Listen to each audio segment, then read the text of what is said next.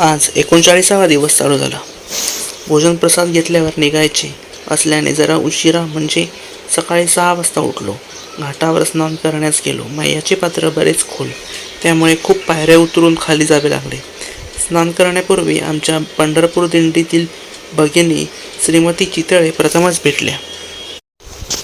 मैया परिक्रमेला निघताना 4-5 जणी होतो, असा दोघीच आहोत असे त्यांनी सांगितल्यावर आमचाही तो अनुभव असल्याचे कथन केले. कदाचित दोघांनाही बरे वाटले असावे. मैयावर स्नान नंतर मैया पूजन सतसा पार पडले. मराठवाड्यातील श्री आनंद महाराजांची भेट झाली. त्यानंतर दुपारच्या 12च्या आरतीत सहभागी झालो. तेथील भोजन प्रसादाला विशेष चव आहे याचा अनुभव घेतला. दुपारी वाटचाल सुरू केली. केवळिया कॉलनी पार केली. जरिया गाव आले. तणखला हे आजच्या मुक्कामाचे ठिकाण होते. आम्ही दूरची वाट धरली असल्याने अधिक अंतर पडणार होते, त्यामुळे चालण्याचा वेग वाढविणे भाग होते. चालता चालता समोर भव्य अतिरुंद असा मैयाचा कॅनल दिसला. माहीत होते मैया अशा रीतीने एकदा भेटणार म्हणून, तरीही आम्ही थोडे थबकलो. मैयाला उदबत्ती ओवाळून आरती म्हटली. मैयाची क्षमा मागून पुढे गेलो. तणखला गावी तारकेश्वर महादेव मंदिर आहे. जरा गावाबाहेर असलेला या मंदिरात रात्रवस्त केली. सदाव्रतात मिळालेला तांदूळ डाळीची खिचडी बनवून खाल्ली. आता काही दिवस मैयाचे दर्शन होणार नाही. पुढच्या दिवशी वाटचालीची माहिती घेऊन तारकेश्वर महादेव मंदिर सोडले. अंबाजी मंदिर मागे टाकले. चंकरगाव, पाणीमोरा, हरिपुरा ही गावं मागे टाकली. नाश्त्यासाठी थांबलो तोवर 8 किलोमीटर चाललो होतो. खमैता नावगाव गेल्यावर बुडियाण गाव आले. स्नान, पूजा, भोजनासाठी निवारा शोधताना रणछोडजींच्या मंदिराची माहिती मिळाली. हे मंदिर आहे छोटे, पण आपल्या कामासाठी उत्तम. सार्वजनिक नळावर स्नान केले. या मंदिरात येऊन पूजा केली. पुजाऱ्याच्या पत्नीचे मिठाई बनवण्याचे दुकान आहे. त्यांनी जिलेबी, बुंदी लाडू खायला दिले. त्यासोबत 2 समोसे घेऊन दुपार भागवली. दुपारनंतरची वाटचाल डांबरी सडक्याने करायची असल्याने फारशी विचारपूस न करता रस्त्याला लागलो. कवाटपर्यंत पोचणे शक्य नाही हे स्पष्ट झाल्यावर भाका या गावी रात्रवस्तीचा निर्णय घेतला. रामजी मंदिरात आसने लावली. महंतांना भेटण्याची इच्छा होती, मात्र ते आता थकले आहेत. ते भेटू शकत नसल्याचे कळले. तयार भोजन प्रसादाचा लाभ झाला. श्री साबरिया महाराज भांका येण्यापूर्वी 4-5 किलोमीटरवर भेटले होते. त्यांनी या ठिकाणी मुक्काम करा अशा सूचनाही दिल्या आणि ते पुढे गेले. मात्र उलट फिरून ते याच मंदिरात परत आल्याने पुन्हा भेट झाली. काष्टा घालून धोतर मी नेसत असे. त्यांनी तत्काळ बंद करून लुंगीच इथे चालते म्हणून तसा बदल करण्याच्या सूचना दिल्या. असे सांगणारे हे दुसरे महात्मा. यापुढे मी परिक्रमा पूर्ण होईतो लुंगीच वापरली. इकडे किलोमीटरबाबत बरीचशी अनभिज्ञता आहे. 1 किलोमीटर म्हणजे किती? गंमत म्हणजे अनेक रस्त्यांवर किमी दर्शवणारे दगड नाहीत, त्यामुळेही लोकांची पंचायत होते. आजचा अनुभव छानच. सकाळी भांका गावातून निघालो. कानाबेडा 2 किलोमीटर असल्याचे सांगितले गेले. वास्तविक ते आहे 7 किलोमीटर. तीर्थ सदाव्रतात चहा बिस्किट मिळाली. डांबरी सडकेने वाटचाल सुरू होती. 9-9:30च्या दरम्यान विश्रांती नाश्ता केल्यावर दुपारी 12 वाजेपर्यंत चाललो. कवाट अजून 2 किलोमीटर पुढे असल्याचे कळले. वेळ झाली म्हणून रस्त्यालगतच्या कबीर आश्रमात थांबलो. स्नान, मैया पूजन झाल्यावर तयार भोजनाचा लाभ झाला. आमच्यानंतर काही परिक्रमावासी एक करून आले. त्यांनाही एक करून भोजन देण्यात आले. पुढचा टप्पा मोठा, त्यामुळे विश्रांती न घेता वाटचाल सुरू केली. कवाट आलो. या परिसरातील हे बाजारपेठेचं ठिकाण. त्यानंतर कडीपाणीकडे जाणारा रस्ता धरला. रस्ता नव्याने डांबरीकरण झालेला. 8 किमीचा रस्ता सर्वसाधारण होता. नंतर 8 किमी घाटचा रस्ता लागला. सायंकाळी 6 वाजता कडीपाणी आलो. इथे बँक, पोस्ट ऑफिस, सहकारी भांडार असलेली एक छान इमारत आहे. निळकंठ महादेव मंदिरात शेजारी असलेल्या आश्रमात आम्ही आसनं लावली. खिचडीचा भोजन प्रसाद म्हणून लाभ झाला.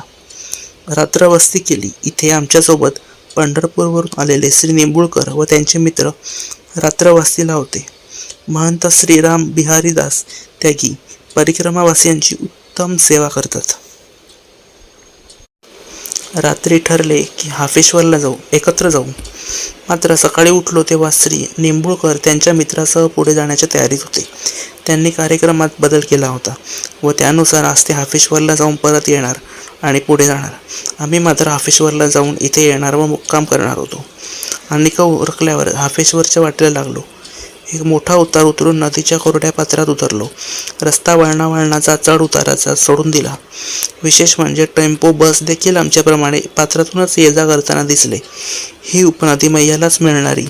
आता पुढे मैयाच अस्तित्व म्हणजे सरदार सरोवरचं बॅकवॉटर. आम्ही तेथे पोचलो. स्नानं उरकली. एक मोठी चढून हाफेश्वर मंदिरात पोहोचलो. मूळ मंदिर धरणाच्या पाण्यात बुडालेलं. शासनाने हे नवीन मंदिर बांधलं. हुबेहूब प्रतिकृती आहे असे आम्हाला सांगण्यात आलं.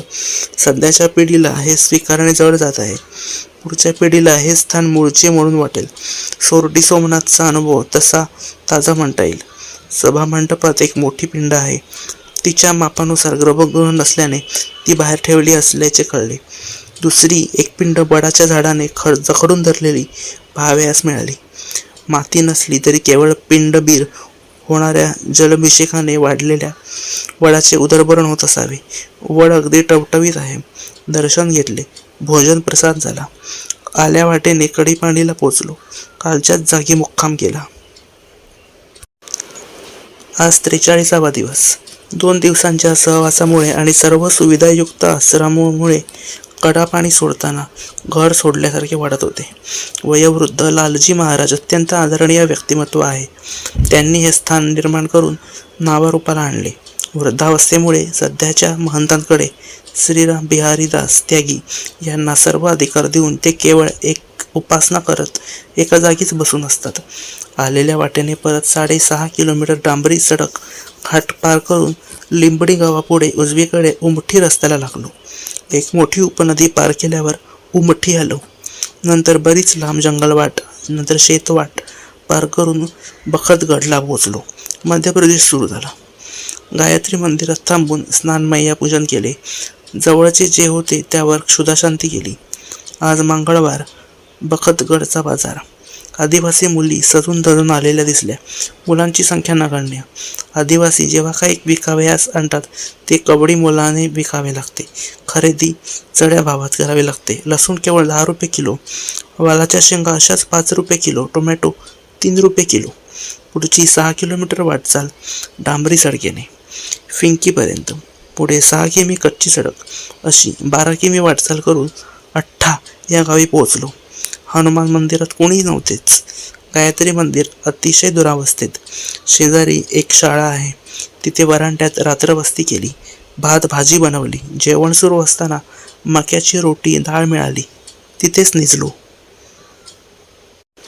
सकाळी वाटेला लागलो.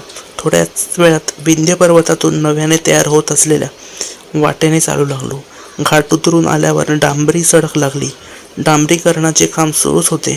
आता उमरठा या गावापासून लागलेल्या डांबरी सडक्याने प्रवास करत करत साकडे गाव आले. हापस्यावर स्नान केले. मुलींचे हॉस्टेल होते. तेथे बसून मैया पूजन केले. सरपंचाने चहा पाजला. एकादशी असल्याने पपई पाठवली. थोडी विश्रांती घेतली. दुपारी 2च्या सुमारास वाटचाल सुरू केली. थोडा कच्चा रस्ता, थोडा जंगलातून जाणारा, मध्येच एखादी उपनदी. एवढे झाल्यावर समोर एक मोठी नदी दिसली. हतना असे नाव. सरदार सरोवरात विलीन झाल्याचं पुढे दिसलं. मैया जलाचं असं दर्शन झालं. पुढे शेतातून वाट होती. पार करून एक गावी आलो. मुक्कामाचे कवडा गाव पुढे असल्याचे कळले. वाटचाल सुरू झाली. कवडा आलो. मंगलमूर्ती हनुमान मंदिरात परिक्रमावासी यांची छान सोय आहे. रात्रवस्तीसाठी थांबलो. अचानकपणे उपवासाचे भरपूर खायला मिळाले. मुक्कामाच्या इमारतीचे नाव संत निवास होते. आम्हाला संदेशच, संत बना.